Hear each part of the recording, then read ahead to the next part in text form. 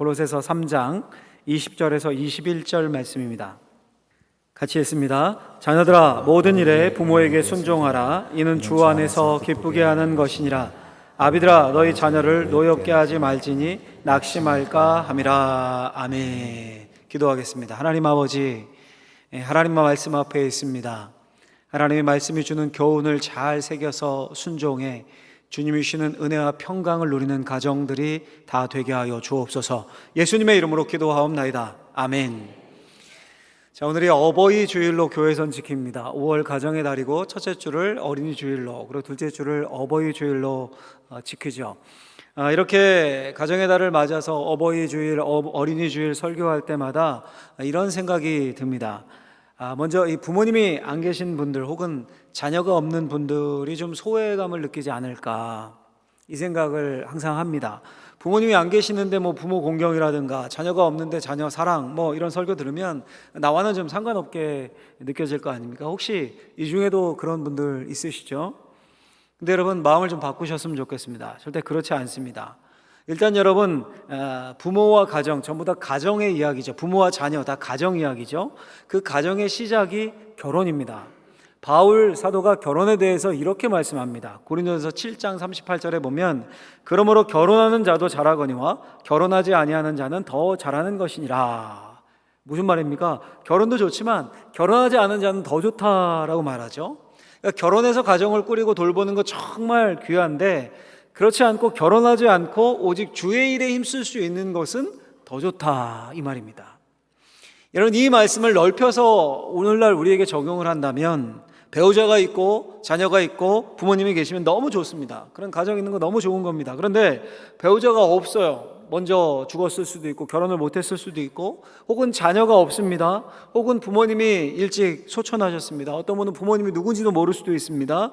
그럼 우리가 나는 불행한 거야, 나는 저주받았어, 난 평범하지 않아, 이렇게 생각해야 합니까? 그게 아니라 하나님이 이런 나를 부르셔서 주님의 일에 더 집중하게 부르셨구나, 이 마음 그렇게 받고 오히려 감사해야 합니다. 그리고 새로운 공동체, 믿음의 식구인 교회 공동체의 부모님들 우리에게 주셨고, 영적인 부모님들, 또 다음 세대 아이들, 우리 교회의 영적인 자녀들, 내 자녀처럼 여기며 사랑해야 합니다. 그러니 가정의 달의 설교는 자녀가 있건 없건, 부모님이 계시건 돌아가셨건 우리 모두를 위한 설교인 겁니다. 교회는 영적인 가족이기 때문에. 그래서 여러분, 오늘 설교를 나를 향해 하는 말씀으로 받고 들으셨으면 좋겠습니다. 할렐루야. 제가 여러분 글을 하나 소개하는 것으로 설교를 시작하려고 하는데요, 박찬석 교수님이라고 전 경북대 총장을 역임하셨고 국회의원도 하셨고, 지금은 이제 찾아보니까 명예 교수이시더라고요. 아주 오래전에 그분의 이제 SNS의 글 고백이 큰 화제가 된 적이 있었습니다. 좀 길지만 잘 한번 들어보십시오. 내 고향은 비교적 가난한 곳이다. 그러나 아버지는 가정 형편도 안 되고 머리도 안 되는 나를 대구로 유학을 보냈다. 대구 중학을 다녔는데 공부가 하기 싫었다. 1학년 8반, 석차는 68명 중 68등. 꼴찌를 했다. 부끄러운 성적표를 가지고 고향에 가는 어린 마음에도 그 성적을 내밀 자신이 없었다. 당신이 교육을 받지 못한 한을 자식을 통해 풀고자 했는데 꼴찌라니. 끼니를 제대로 잊지 못하는 소장농을 하면서도 아들을 중학교에 보낼 생각을 한 아버지를 떠올리면 그냥 있을 수가 없었다. 그래서 잉크로 기록된 성적표를 68명 중 1등으로 고쳐 아버지께 보여들었다. 아버지는 보통 학교도 다니지 않았으므로 내가 1등으로 고친 성적표를 알아차리지 못할 것으로 생각했다. 대구로 유학한 아들이 집으로 왔으니 친지들이 몰려와서 찬석이는 공부 잘했더냐라고 물었다. 아버지는 앞으로 봐야지, 이번엔 어쩌다 1등 했는가 배 했다. 명순, 아버님 성함인 것 같아요. 명순이는 자식 하나는 잘 뒀어, 1등 했으면 책거리를 해야지 했다. 당시 우리 집은 동네에서 가장 가난한 살림이었다. 이튿날 강에서 멱을 감고 돌아오니 아버지는 한 마리뿐인 돼지를 잡아 동네 사람을 모아놓고 잔치를 하고 있었다. 그 돼지는 우리 집 재산 목록 1호였다. 기가 막힌 일이 벌어진 것이다. 아버지 하고 불렀지만 다음 말을 할 수가 없었다. 그리고 달려나갔다. 그 뒤로 나를 부르는 소리가 들렸다. 겁신한 나는 강으로 가 죽어버리고 싶은 마음에 물속에서 숨을 안 쉬고 버티기도 했고 주먹으로 내 머리를 내리치기도 했다. 충격적인 그 사건 이후 나는 달라졌다. 항상 그 일이 머리에 맴돌고 있었기 때문이다. 그 후로부터 17년 후 나는 대학 교수가 되었다. 그리고 나의 아들이 중학교에 입학했을 때, 그러니까 내 나이 45살이 되던 어느 날 부모님 앞에 33년 전의 일을 사과하기 위해 어머니, 저 중학교 1학년 때 1등은요 하고 말을 시작하려고 하는데 옆에서 담배를 피우시던 아버지께서 알고 있었다. 그만해라. 민우, 손자 이름인 것 같아요. 민우가 듣는다고 하셨다. 자식의 위조한 성적을 알고도 재산 목록 1호인 돼지를 잡아 잔치를 하신 부모님의 마음을 박사이고 교수이고 대학 총장인 나는 아직도 감히 알 수가 없다. 감동적이죠, 여러분. 그리고 정말 훌륭한 부모님이시죠.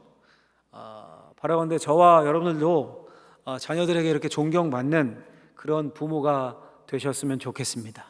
할렐루야. 자, 여러분, 이런 부모님 아래서 자랐으니까 이 교수님이 크게 성공할 수가 있었겠죠. 세상에서도 인정받고. 그럼 여러분, 성공은 뭐 둘째치고 역시 좋은 부모가 되었을까요? 역시 안타깝게도 한 1, 2년인가요? 얼마 지나지 않아서 그 아들을 그 공공기관의 부당 채용건으로 감사원에 적발된 적이 있으셨습니다. 빗나간 자식 사랑이죠. 물론 여러분, 그런 사건 하나로 모든 거를 판단할 수는 없죠. 정말 자녀에겐 좋은 부모일 수도 있습니다. 그래도 여러분, 여기서 뭘 우리가 알 수 있습니까? 야, 정말로 이 좋은 부모가 되어서 자식을 바르게 양육하는 것이 진짜 어려운 거구나. 쉽게 알 수 있죠. 부모만 어렵습니까? 좋은 자식이 되어서 부모를 바르게 공경하는 것도 만만치 않습니다. 그래서 여러분, 우리가 부모 공경과 자녀 사랑에 대한 원리를 배워야 합니다.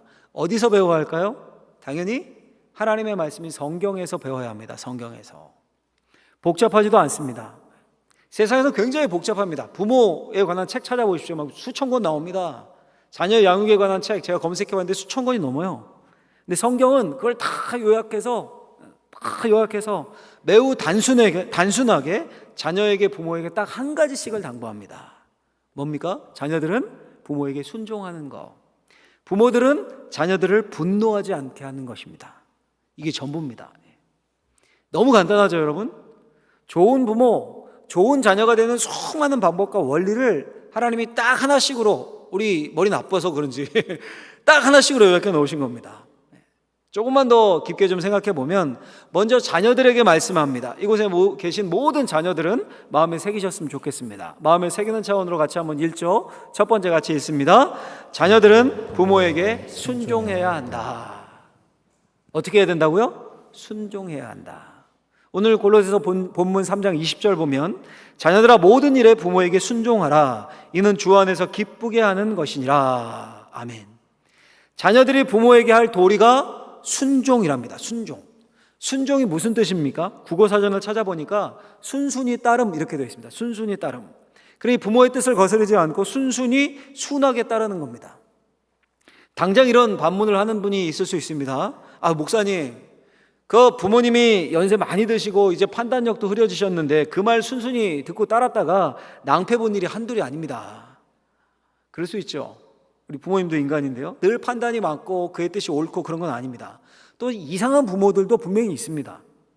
그다음 오늘 본문에 보면 모든 일에라는 말이 따라 붙거든요. 모든 일에 순종하되 모든 일에 순종하라는 겁니다. 자녀가 판단하기에 옳은 일에, 자녀가 판단하기에 유익한 일에 순종하라, 이게 아니라 모든 일에 순종하라 라고 말씀합니다. 네, 여러분, 오늘 본문에 순종하다, 이건 이제 한국말로 번역을 하는 거잖아요. 원래 원어를. 이 순종하라에 해당하는 헬라어 원어가 휘파쿠오라는 단어입니다. 휘파쿠오. 이 단어가 합성어인데요, 합쳐진 말인데, 휘포라는 말과 아쿠오라는 말이 합쳐진 단어입니다. 휘파쿠오란 말이. 이 휘포가 무슨 뜻이냐면 영어의 전치사처럼 뭐뭐 아래서라는 뜻이에요. 뭐뭐 아래서. 아쿠오는 듣는다라는 뜻입니다. 듣는다라는 뜻. 그래서 이 순종이란 말이 우리가 순종이라고 번역했는데, 휘파쿠오 원래 의미는 뭡니까? 아래에서 듣는다, 이런 의미예요. 아래에서 듣는다. 자, 여러분 한번 생각해 보십시오. 요즘 우리 시대, 요즘 우리가 생각하는 효의 본질이 뭡니까? 어떻게 하면 효자, 효녀 소리 들을까요? 여러분, 어떻게 하면? 제가 보여드릴게요. 어떻게 하면 효자, 효녀 소리 듣는지 가서 이대로 한번 해보십시오. 부모님 아직 살아계신 분들.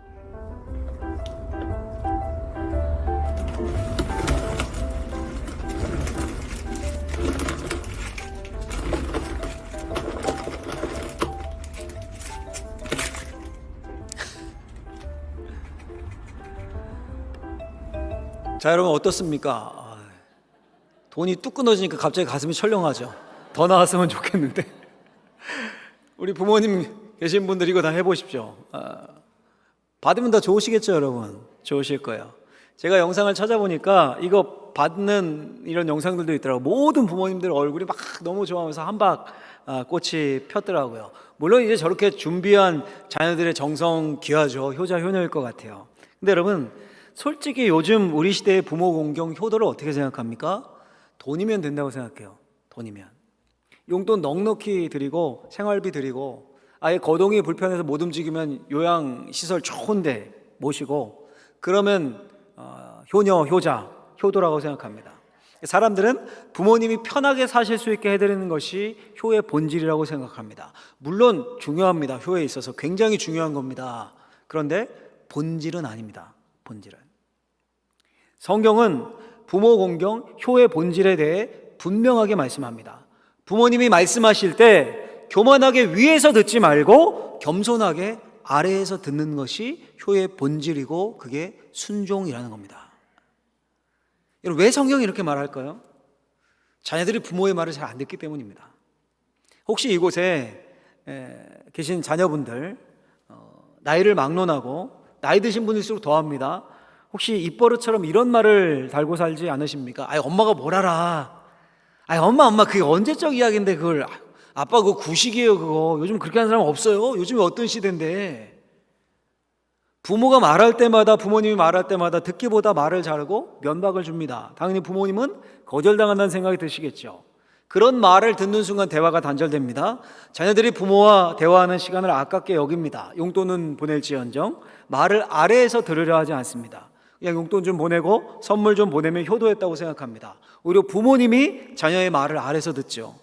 나이가 들면 자녀가 부모를 훈계합니다. 여러분, 왜 성경이 자녀들이 부모에게 해야 할 본분을 한 가지로 요약하면서 부모에게 순종하라, 원래 뜻대로 부모 아래에서 들어라, 부모 아래에서 듣는 것을 훈련하라, 왜 이렇게 말할까요? 여러분, 이곳에 부모님들 많이 계신데 자녀들에게, 자식들에게 주는 게 아까우십니까? 자녀들에게 아무 조건 없이 아낌없이 주는 사람들이 부모입니다. 저희 어머니 한번 생각해 봤습니다. 저희 어머니가 저 고등학교 때 새벽기도 갔다 오셔서 하시는 일이 도시락 싸는 일이었습니다. 옛날에는 급식 없지 않았습니까? 누님까지 도시락을 막 5개, 6개씩 싸셨습니다. 그리고 아침밥상 차려주시고 새벽에 용돈도 또 주시고 모든 걸 다 주셨습니다. 그래도 아깝다는 말 한 번 안 하시고 더 못해줘서 미안하다라는 말을 제가 들은 적이 있어요. 이게 부모죠. 저를 세상에서 가장 소중히 여기고 가장 사랑해주는 분이 부모님입니다. 여러분들의 부모님들도 대부분 그러셨죠. 물론 이상한 분도 어쩌다 있는데 그런 분들 말고 대부분 보통의 부모님들은 다 그러시잖아요. 그런데 이런 부모의 말도 듣지 않는다면 어떻게 다른 사람의 말을 들을 수 있겠습니까? 부모의 말을 아래서 들을 줄 아는 사람이 밖에서 누군가의 말을 경청할 수 있는 겁니다. 그래서 그 순종, 아래에서 듣는 것이 고장난 사람은 말 그대로 공감 능력이 고장난 겁니다. 그래서 성경은 부모 공경의 본질로 순종을, 자녀들아 부모님이 말씀하실 때 아래에서 들어라 라고 말씀하는 겁니다. 그게 세상 만사 인간관계의 기본 품성이고 인간됨의 바탕이기 때문입니다. 그럼 제가 본문을 묵상하면서 큰 도전을 받았습니다. 본문에 보면 모든 일에 라는 말씀이 나오죠. 참 부담스러운 단어입니다. 말이 되는 소리, 상식적인 당부 혹은 유산을 준다거나 돈을 준다거나 내게 유익이 되는 말만 들으라는 게 아니라 모든 일이에요. 모든 일. 이 말씀에 따르면 이 모든 일을 적용하면 부모님이 기억력이 흐려지고 잔소리가 많아지고 판단력이 흐려져서 한 말을 또 해도 그 말도 경청하라는 거죠. 어렵죠. 여러분, 이거 어렵습니다. 용돈 한 번 드리는 게 훨씬 쉽습니다. 나이 드실수록 한 말 또 하고 옛날 이야기 계속하고 계속 반복하죠. 그걸 아래에서 듣는 거 진짜 쉽지 않습니다.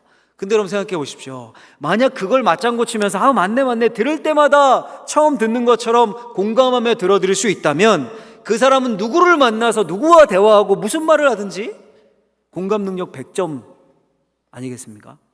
아마 소통의 달인이 될 것 같습니다. 그러니 결국 우리 자신에게 좋은 겁니다. 우리 자신에게.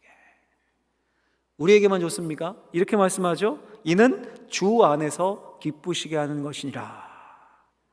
부모에게 순종하는 것이 주님을 기쁘게 한답니다. 여러분 놀랍죠? 모든 일에 부모에게 순종하라. 그럼 부모님이 기뻐하신다. 이게 맞는 것 같은 성경은 우리가 모든 일에 부모님께 순종하면 누구도 기뻐하신다고요? 주님이 기뻐하신답니다. 야, 이거 얼마나 놀라운 말씀입니까? 우리 늘 찬양하지 않습니까? 나 주님의 기쁨 되기 원합니다. 어떻게 하면 됩니까? 부모님께 순종하면 됩니다. 이걸 이제 일석이조라고 하죠. 우리가 부모님께 순종하면 부모님이 기뻐하시겠죠. 또 우리 주님께서도 기뻐하십니다. 일석이조죠.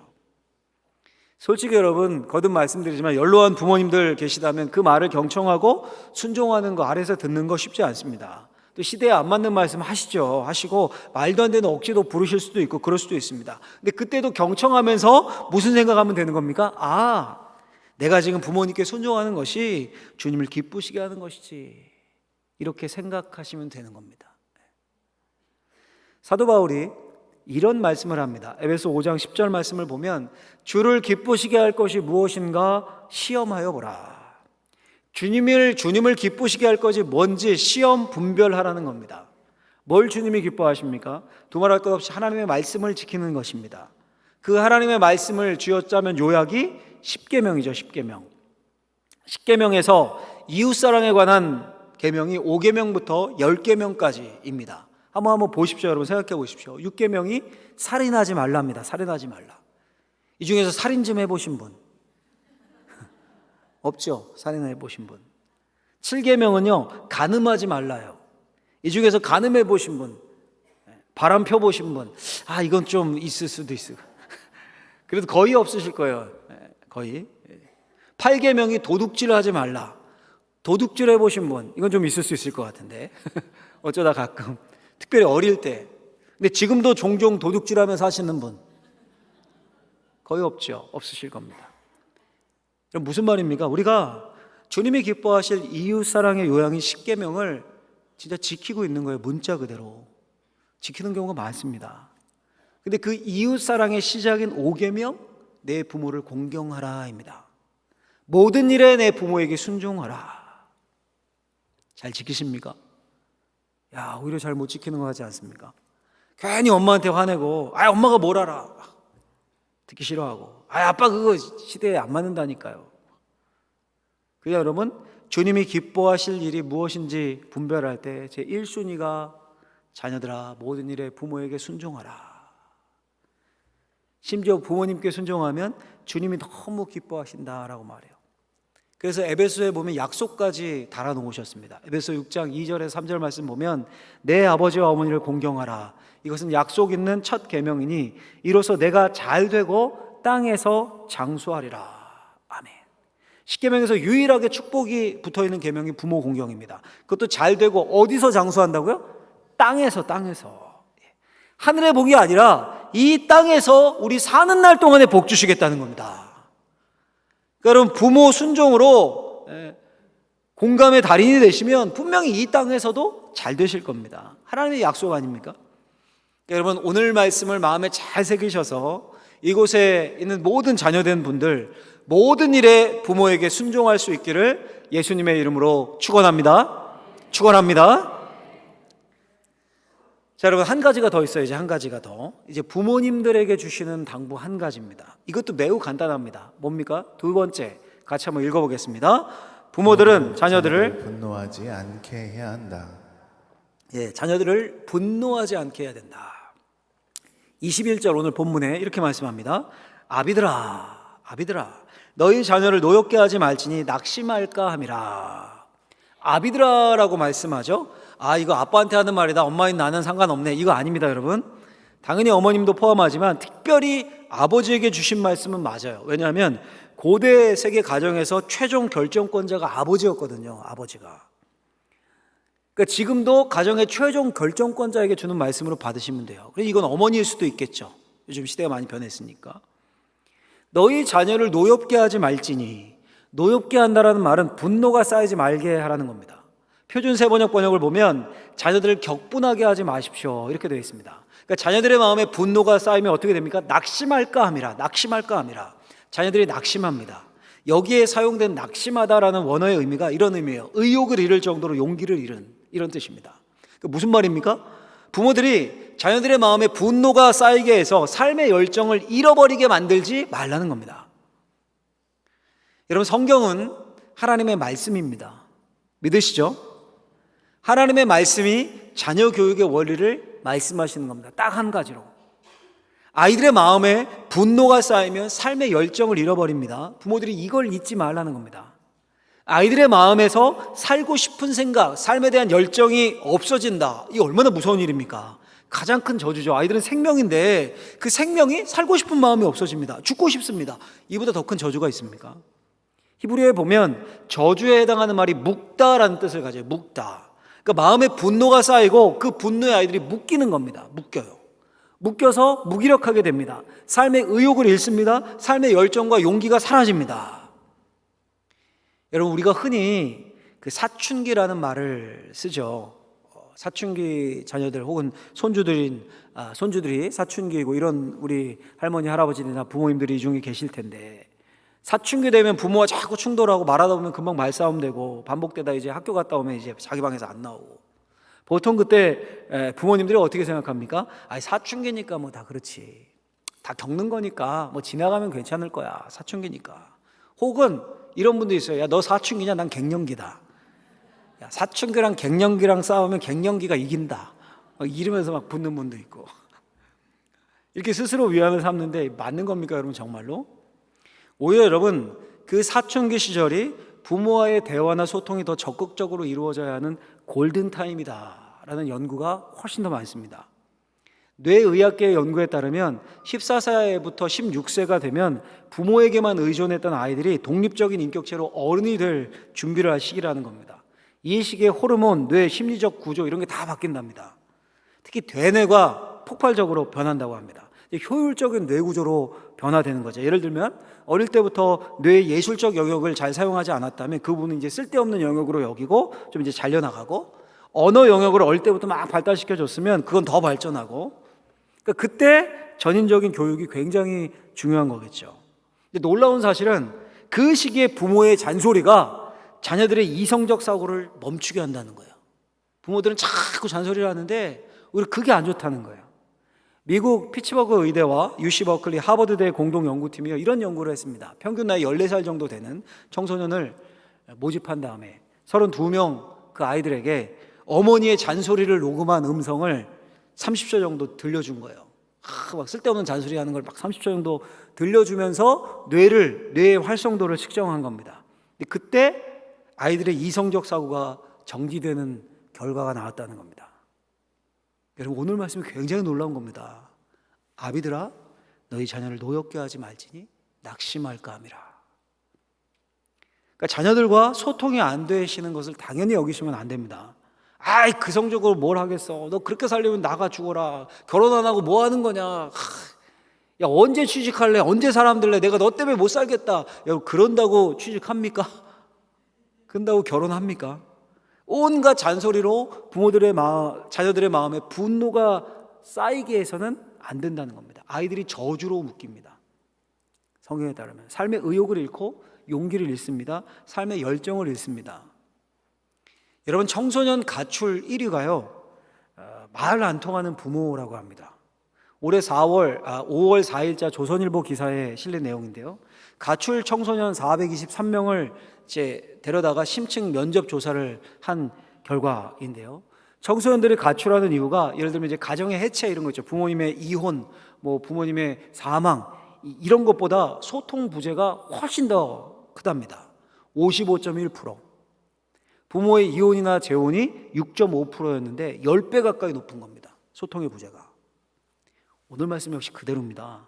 아비들아, 너희 자녀를 노엽게 하지 말지니 낙심할까 함이니라. 아이들을 존중해야 합니다, 여러분. 자녀들을.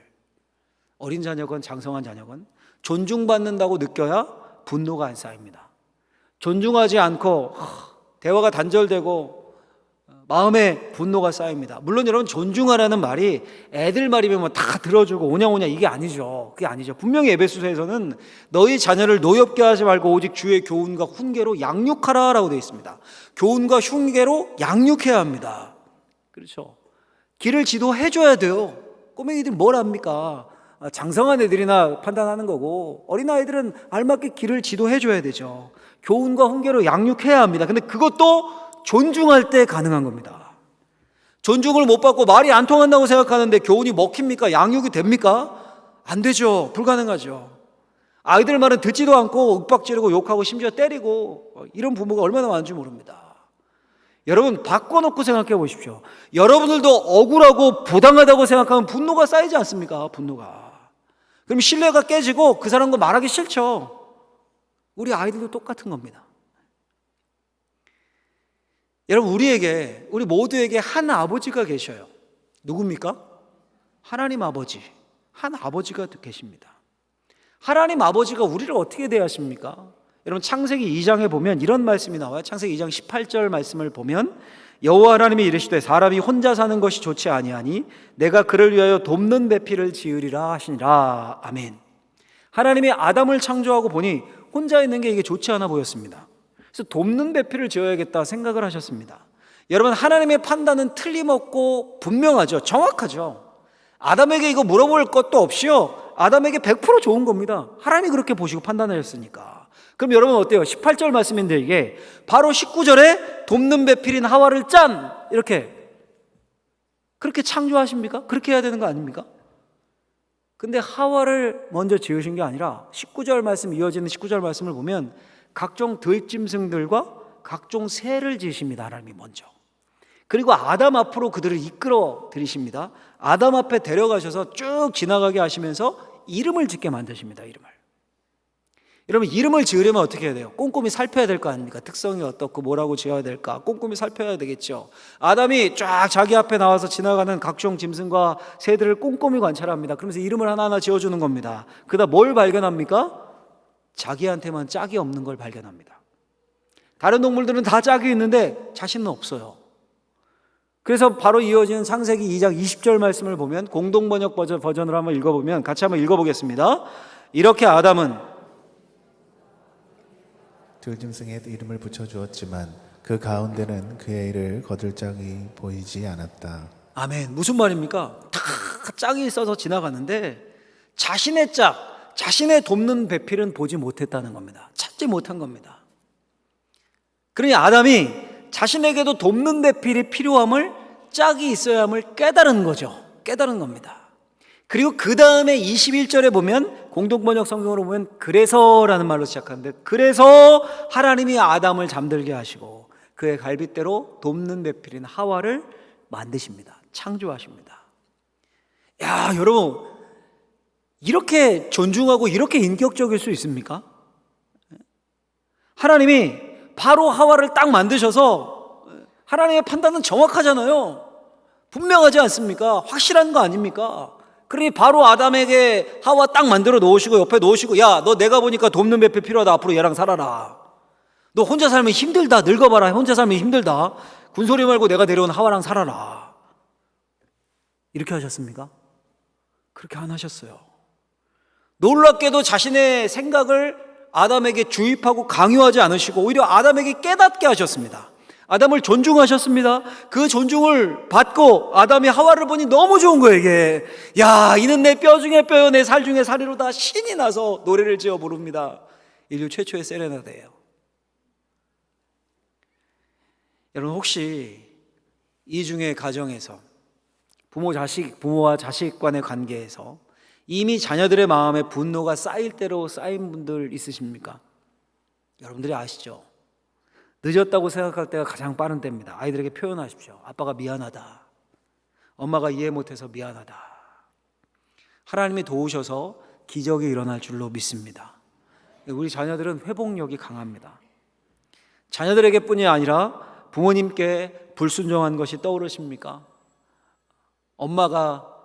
아버지가 말만 하면 엄마가 뭘 알아요? 그거 아니라니까.